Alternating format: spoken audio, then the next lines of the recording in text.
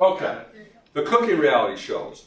Now, the cooking reality shows actually have a long history. They began with this lady, Julia Child. But these were different kinds of shows. Julia Child actually taught cooking. And my mom would watch it. I occasionally would watch it. Oh, it was a while ago and I wasn't into cooking then. But not only could she teach, she also was quite entertaining.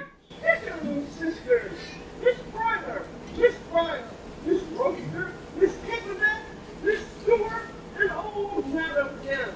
But we're spotlighting Miss Roaster of the year. They're bringing in at 14, 15, 14. We're roasting Miss Chicken. Yes, we can use louder. That could be a little I have to loud. make it louder, a little louder. And so the French chef, she was a brilliant TV personality, and she really taught cooking. And her book, Cooking with Julia Child, was a terrific success. And I cooked from it. A movie came out, about a woman who cooked everything in her cookbook. So she was a great personality. And when she went on public television, she became a star. And she truly was a great cook. So reality TV said, all right, if she can do it, let's get some more. So the next guy who came up was Pierre Franny. Pierre Franny had cooked in some of the great French restaurants in Paris, and they decided to use him. So let's look at Pierre Franny and see what you think of Pierre.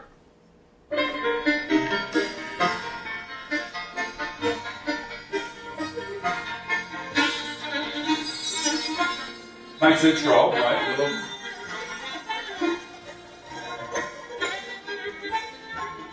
Little jazz.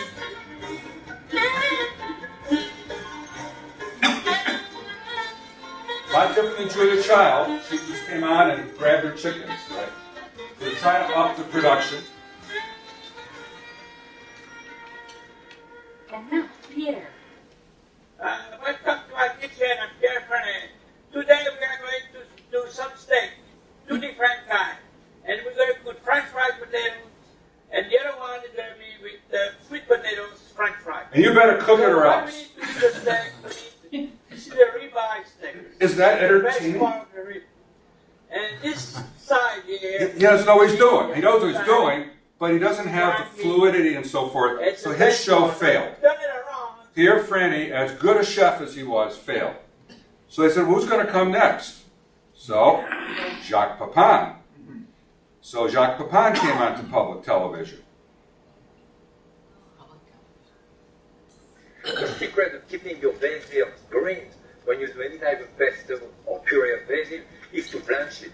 Better even, you put it in there for 3 cups of basil, you put it in the microwave oven for about 30 seconds to blanch it and it's still hot. Look at the And style. then you put salt in it. He's kind of casual. And He's you like put a little friend. Parmesan cheese. He feels comfortable in front of the Dash of camera. pepper. And so Jacques Pepin, or Pierre Franny, did quite well. And he had long-standing shows on the reality part. And these were real. He really taught how to cook. And he published a bunch of books. I've got a number of them, and they're excellent, simple recipes. And he really shows how to do it. Of course, this is all before YouTube, by the way, where you could get anything you want. So this was really important in the sense, I think, of the culinary evolution of America. Okay, and of course, then you have the clowns. The Galloping Gourmet, who truly was an alcoholic.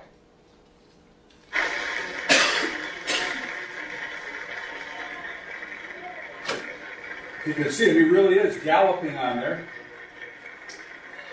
Handing off with the audience.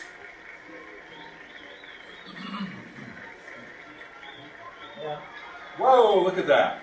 Entertainment. Entertainment. So the Galloping Gourmet was all about entertainment. And he would purportedly cook for you to watch how he's making things, but he was mostly about entertainment. And then finally, I think, there's of course, bam, Emeril Lagasse, who reigned on the Food Network for a long time. Hey, Emeril Lagasse here, and welcome to my YouTube channel. Whether you're looking for a new cocktail idea, Okay, some again, great recipes, or just need a great this guy has great charisma. I've got you covered. Have a look around, and don't forget to subscribe for new videos. This is a YouTube every one, week. but he had many shows on TV. So these were all shows, and in fact, he still's on TV. I saw actually Mario Batali's show. I was getting my tires, my car fixed, and actually he was doing a barbecue show, and I learned something, and I started barbecuing the way that I was taught on the show, how you can use a Weber as a full-blown smoker just by rearranging the charcoal. And I've done it several times, and everyone says, wow, this is like you go to the dinosaur. So you can learn from these shows. But now you have the Food Network, and clearly the show that changed everything was Iron Chef. Iron Chef came out of Japan. This is the Iron Chef. I forget his name. He's dressed in a costume. He's got the glint in his eyes.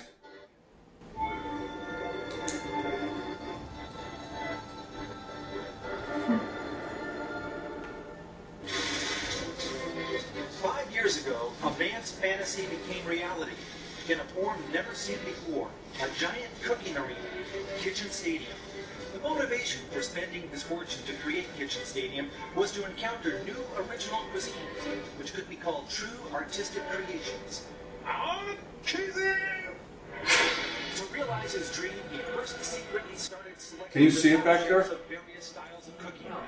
Well, okay. Named his men Wow, that's... Iron Chefs, the invincible men of culinary skill. Okay, so you got these competitors, gladiators, who are going to compete against this Iron Chef to win the prize.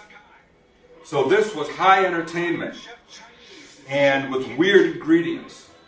And it's really captivating to watch, but you don't learn how to cook it. What you have are judges trying to figure out what the hell they're making, given the ingredients. They have sous chefs bringing in stuff for them, and it's just an incredible thing. And this has morphed into Iron Chef USA with Bobby Flay and other people, and they're trying. And it's all this action, and it's pretty darn exciting. And so the Iron Chef was kind of a hallmark show, you know, in the context of reality TV. And this then morphed into a whole network of food shows. Food shows from morning to night and late into the night. And I'm not going to show you, I'll just scroll through. Look at them all. A, B, C, D, E, F, G. It goes on and on and on. This is all food shows. And most of them are reality food shows where people are competing against one another. So, the problem, though, I'll get into a little science, a little social science. Some people are saying that the Food Network is, in some sense, the next pornography network, in that it plays the same emotions that pornographers do. And the fact is, and Atlantic had a wonderful piece on it, when they began, the Food Network started doing these reality shows where there's competitions and where plates of food that are beautifully presented come out. The actual cinematographers brought in to design these came from the pornography industry. And this is the real thing. How do you attract people's senses to get people's mouths to drool? So there's actual articles written on this, what food porn does to the brain. What's the psychological appeal of looking at food that can't be tasted? Because in all these shows, you're seeing amazing things that you can't taste. It's not like Julia Child, where she shows you how to cook an amazing dish, and you can cook it at home. In this case, you're seeing things that you can't cook, or it'd be very difficult. And anyway, you're not given the instructions.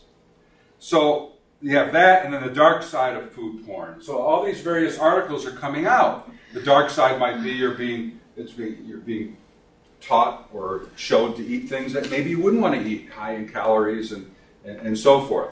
So in the social science world, there's a big debate over what reality TV for Food Network does to the human brain in the context of our experience with foods.